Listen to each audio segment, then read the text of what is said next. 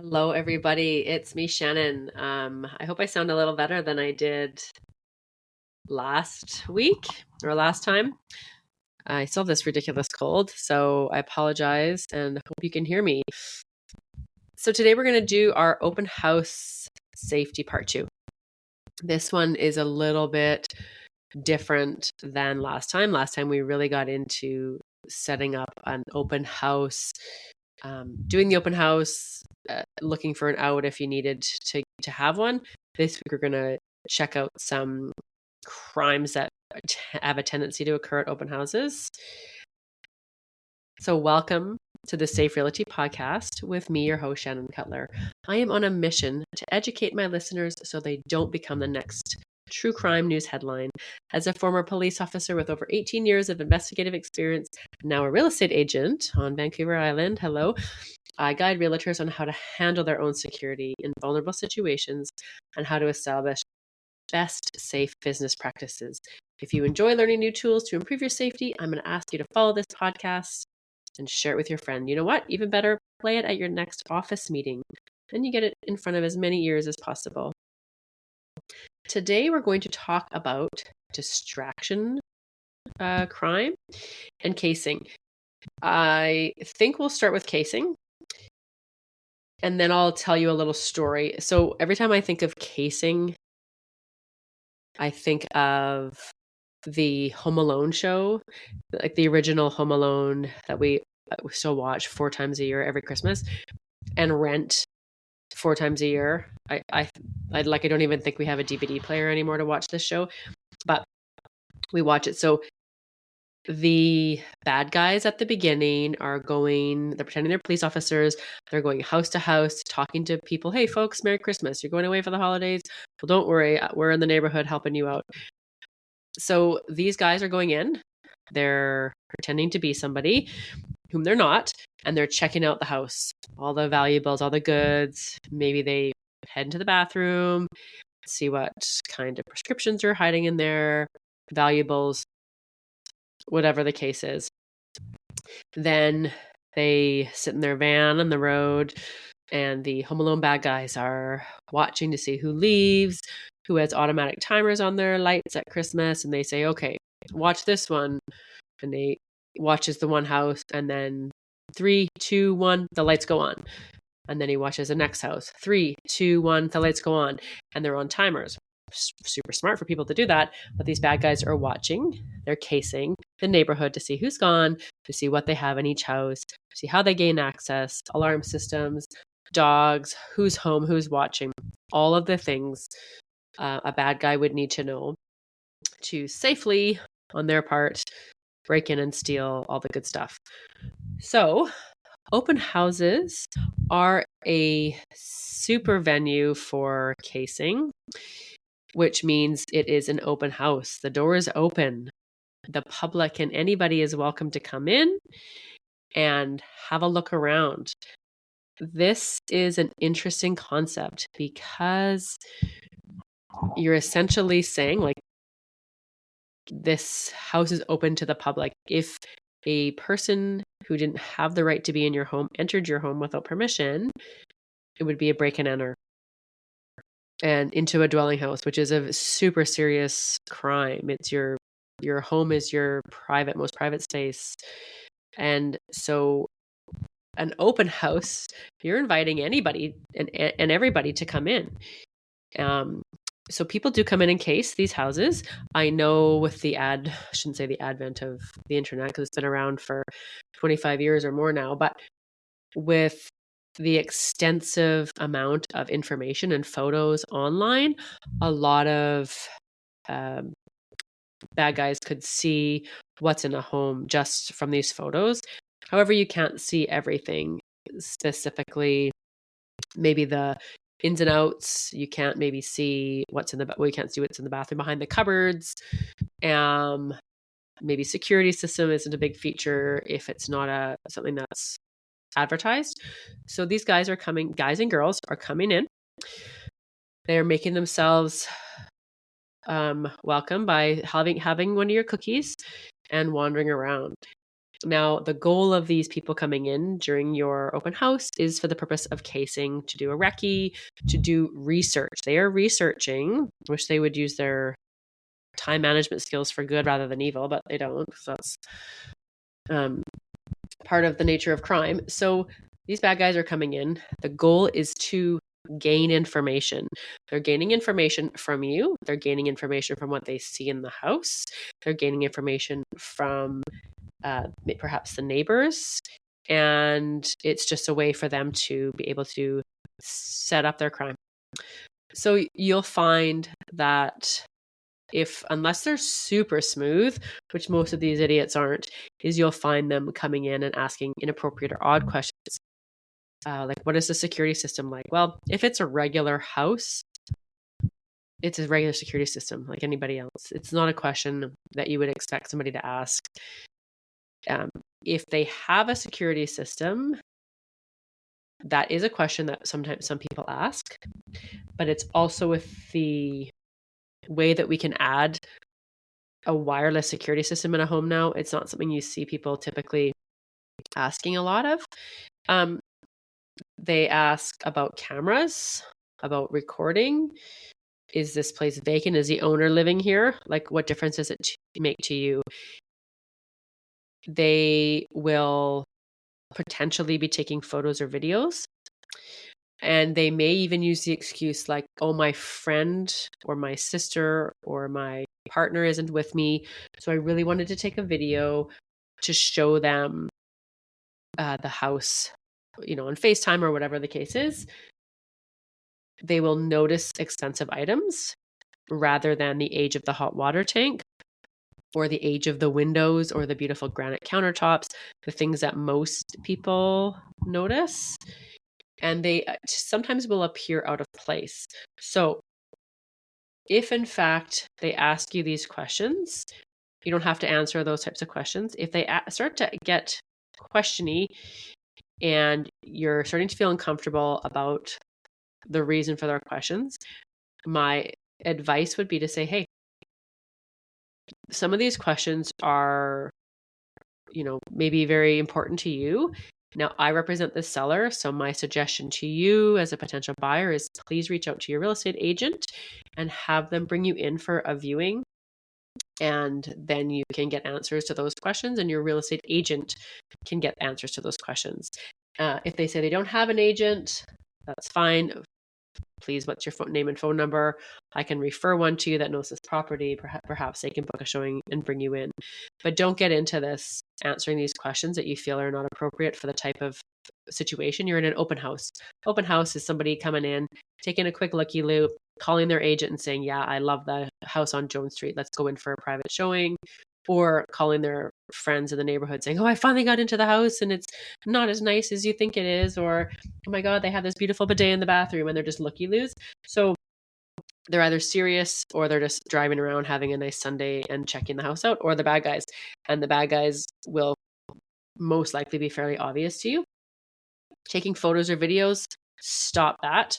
Say, no, you are not allowed to take photos or videos while you're in the home. There are photos on the MLS listing. If you need more time in the home, you're welcome to book a showing with your agent. Shut that shizzle down. Do not allow them to take videos and photos in here.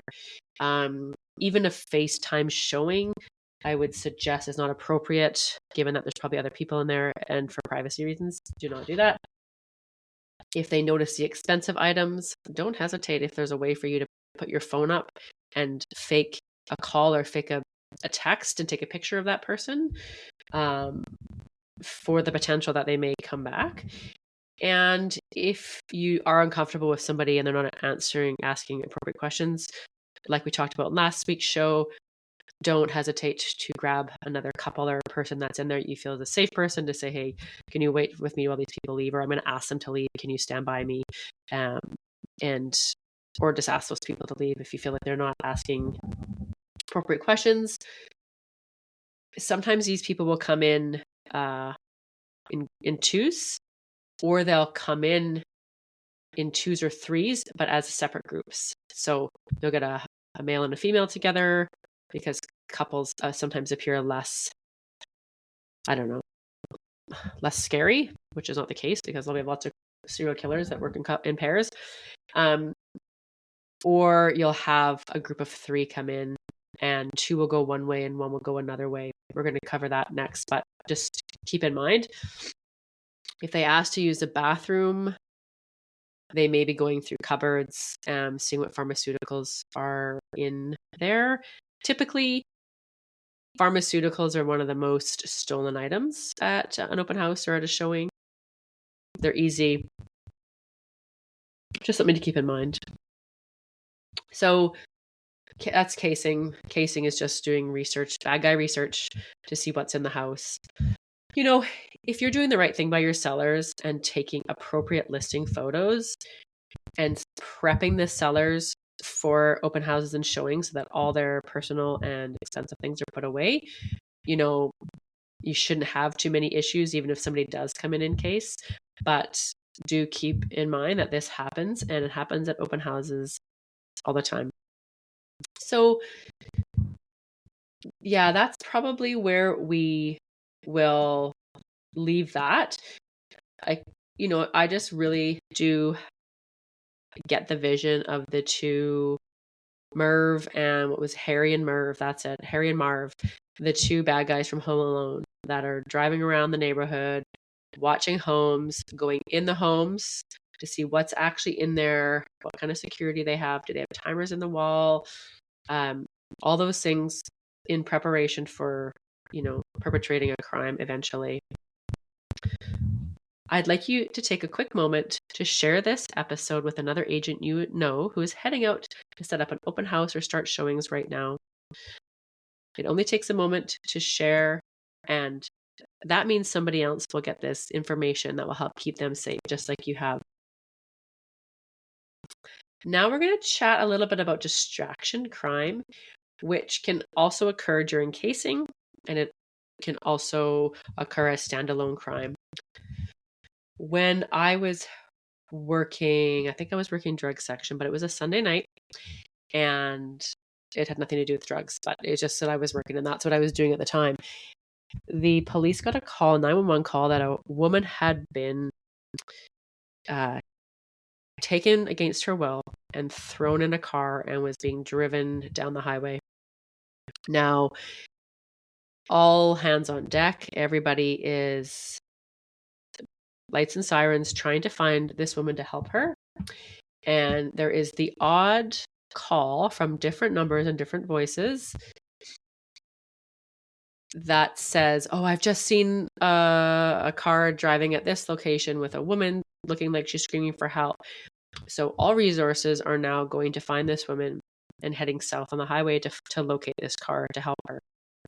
Meanwhile, the bad guys have distracted the police and are now at the north end of town.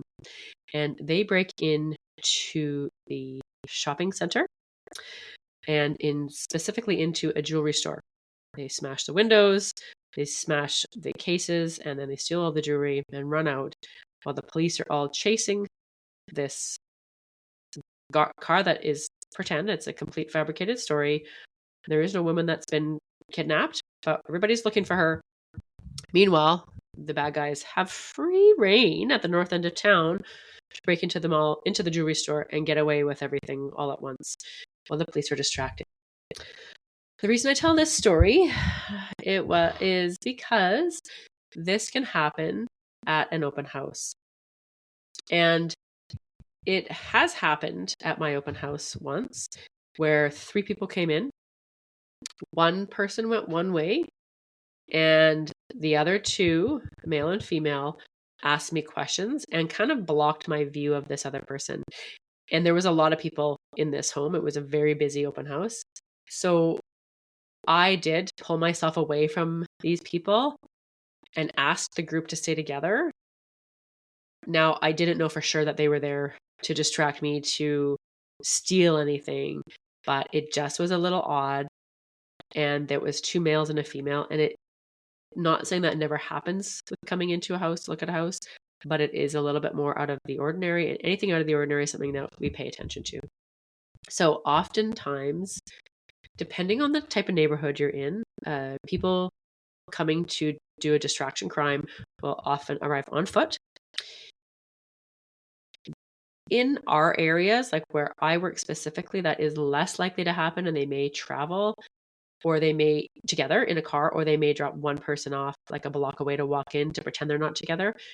But they can often arrive on foot because they don't want you to see their vehicle, or it's a petty crime and they don't have a vehicle, so they're just entering on foot because they don't drive.